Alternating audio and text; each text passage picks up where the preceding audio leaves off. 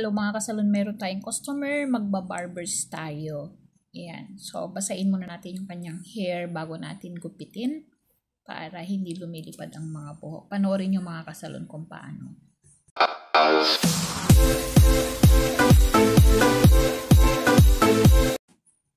So, sectioning muna natin and then bawasan natin yung kanyang hair kasi sobrang kapal. Ngayon, nilalagyan ko na ng guide using my clipper na pang shave. Yan. Mas maganda kasi kung may guide tayo para hindi na tayo mahirapan habang naggugupit. Ngayon, nahirapan yung aking pang shave. So, gagamitin ko yung clipper na malaki. Yung standard siya, yung wall. So, mas matibay siya, mas madali siyang maggupit. Kasi matibay sobra yung kanyang hair. Ngayon, nilagyan ko na ng guide yung aking clipper number 1. Nililinis ko na yung aking ginawang guide kanina. Yan. So, ganyan lang ang maggupit mga kasalon. Yan. Naka-slant yung aking clipper mga kasalon para hindi masyadong mataas yung ating gupit.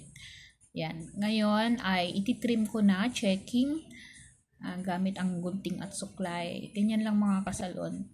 Then, sa kanyang bangs, ninipisan ko yan and then bawasan lang natin ng konti. Ngayon, ang pinakahuli natin tanggalan ay yung sa taas. Bawasan natin ng konti para hindi masyadong makapal. And then, wag natin masyadong iksian kasi yung kanyang buhok ay tumatayo. At turuan natin yung ating customer na maglagay ng gel para mas magandang tignan.